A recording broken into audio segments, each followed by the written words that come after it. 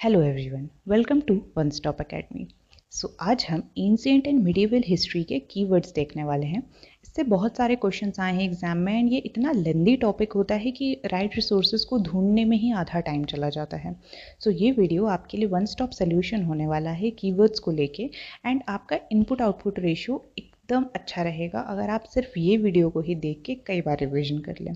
तो चलिए स्टार्ट करते हैं। सबसे पहले है 4 पिलर्स ऑफ एम्पायर। फर्स्ट है सोसाइटी एंड बिलीफ, जो कि foundational values, families and faiths की बात करता है। दूसरा है अपैरेटस ऑफ स्टेट, जो कि ऑफिशियल लॉज एंड मिलिट्रीज जो कि गवर्न करती हैं उनकी बात करता है। तीसरा है लैंड एंड रेवेन्यू, जो कि एग्रीकल्चर की बात करता है कि कैसे एग्रीकल्चर एक इंजन की तरह काम करता है एंड एम्पायर को फंड करता है। फोर्थ है कॉमर्स एंड ट्रेड, जो कि arteries of wealth and exchange की बात करता है। अब आते हैं हमारे नेक्स्ट हेड पे, जो कि बात करता है फाउंडेशनल यूनिट की, जो कि थी सोसाइटी और उसका बिलीफ सिस्टम। अब यहाँ से कॉन्सेप्ट के साथ साथ कीवर्ड्स भी आएंगे, तो अब फुल फोकस के साथ पढ़िएगा।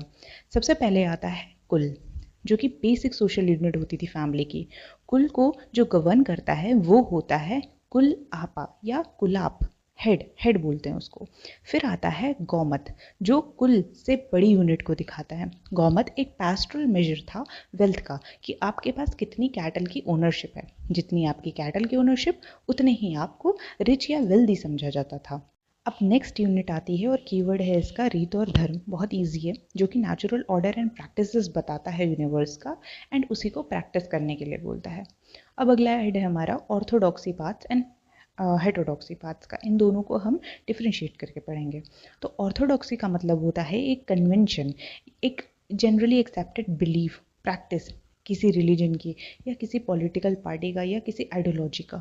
तो ऑर्थोडॉक्सी में 3 कीवर्ड्स इंपॉर्टेंट है। पहला है यज्ञ, जो कि परफॉर्मेंस शो करता है ऑर्थोडॉक्स सेक्रीफाइसेस की कि वो कैसे होते थे। दूसरा है अग्निकुल, कुछ राजपूत क्लैंस क्लेम करते हैं कि वो यज्ञ हवन कुंड से इमर्ज हुए हैं, लाइक उससे उनका बर्थ हुआ है और उन्हें अग्निकुल कहा जाता था।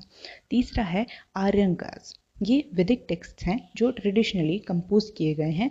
हरमिट्स मतलब वो लोग जो अकेले रहते हैं फॉरेस्ट में, उनको बोला जाता है। अब आते हैं हेटेरोडॉक्सी पार्ट्स पे।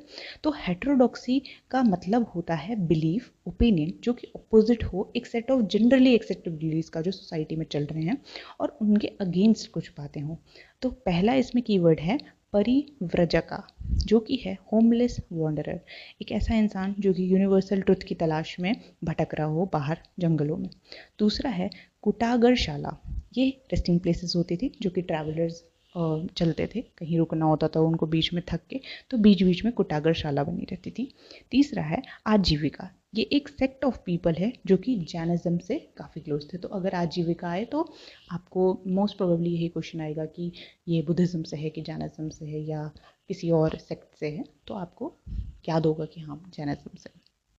अब आते हैं नेक्स्ट इंपॉर्टेंट टॉपिक पे, जो कि है बुद्धिस्ट पाथ टू एनलाइटमेंट का। बेस स्टेप पे आता है नीति पकारना, जो कि एक बुक है गाइडेंस की जिसमें बुद्ध जी की टीचिंग के बारे में लिखा हुआ है।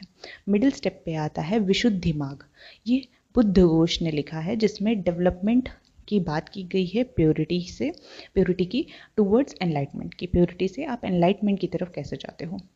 उसके बाद स्टेप है निर्वाण, ये है ultimate extension of the flame of desire, कि आपको अब कोई भी डिज़ायर नहीं रह गई, अब आपने निर्वाण की प्राप्ति कर ली है। अच्छा, बुद्धिज्म में 2 इंपॉर्टेंट कीवर्ड्स हैं और ये कई बार आ भी चुके हैं, पूछ भी चुके हैं एंड आपको जनरली भी पता होना चाहिए अगर आप बीएससी की स्पेशली या स्टेट बेसिस की प्रिपरेशन कर रहे हैं। पहला है बोधिसत्व, ये वो पर्सन होता है जो अटेन कर लेता है निर्वाण फेज, मगर वॉलेंटरी अपने मोक्ष को पोस्टपोन कर देता है, अपने रिलीज को पोस्टपोन कर देता है रीबर्थ से। किस लिए? ताकि वो दूसरों को भी इन सारी चीज़ों के बारे में बता करके उनको रिलीफ करा सके, तो एक तरीके से दूसरों के वेलफेयर के लिए। और सेकंड इंपॉर्टेंट कीवर्ड है मैत्रेय, ये फ्यूचर बुद्धा को बोला जाता है जो अभी इनकारनेट नहीं हुए हैं। अब हमारा नेक्स्ट टॉपिक है artifacts of society and intellect. इसमें फर्स्ट हेड है लिंग्विस्टिक्स का, मतलब लैंग्वेजेस का, जिसमें 2 इंपॉर्टेंट कीवर्ड्स हैं मगाथी एंड शौरसेनी, जो कि डायलेक्ट्स हैं प्राकृत लैंग्वेज के जो कि मासेस मतलब ज़्यादातर लोग यूज़ करते थे बोलने के लिए। नेक्स्ट है पतंजलि's महाभाष्य। ये फाउंडेशन था हाईली टेक्निकल टेक्स्ट का, संस्कृत ग्रामर का। सेकंड हेड है कम्युनिकेशन का, जिसमें इंपॉर्टेंट कीवर्ड्स हैं चरण चित्रास। ये एक स्टोरीज बताने के लिए स्क्रॉल पेंटिंग्स हैं जो कि mass communication, entertainment and art के लिए किया जाता था। थर्ड हेड है सिविक हाइजीन का। इसमें इंपॉर्टेंट कीवर्ड है हमाम। आर्किटेक्चरली डिजाइंड रूम्स थे ये, जिसमें hot and cold water baths ली जा सकती थी एंड ये रिप्रेजेंट करता था एक high standard of public and private hygiene. अब अगला टॉपिक है the apparatus of state, law and centre, यानी ऐसी चीज़ें जिससे स्टेट को रूल एंड गाइड अच्छे से किया जा सकता था।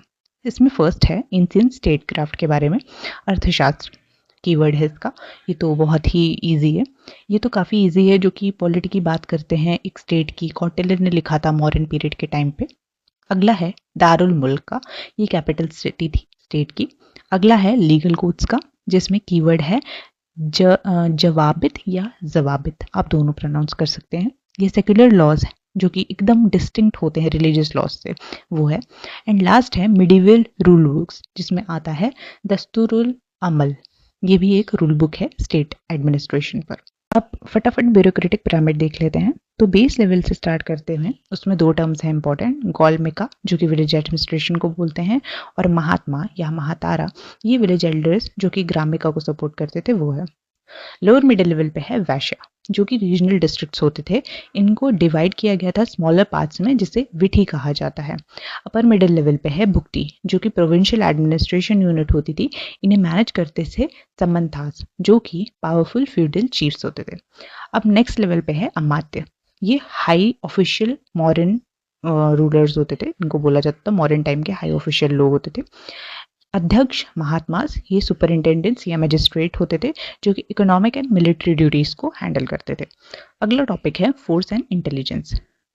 इसमें इंटेलिजेंस के अंदर इंपॉर्टेंट कीवर्ड आता है बारीद। ये स्टेट अपॉइंटेड इंटेलिजेंस ऑफिसर को बोलते थे, जो कलेक्ट एंड ट्रांसमिट करता था crucial information. Rank and cavalry में आता है मनसब, एक मुगल मिलिट्री रैंक होती थी ये। डाक सिस्टम, ये एक सिस्टम था जिसमें हॉर्सेस की ब्रांडिंग की जाती थी ताकि फ्रॉड से प्रिवेंट किया जा सके एनिमल को। तो ये करते कैसे थे, एक स्टैंप लगा के करते थे, हॉर्सेस पे स्टैंप लगा देते थे।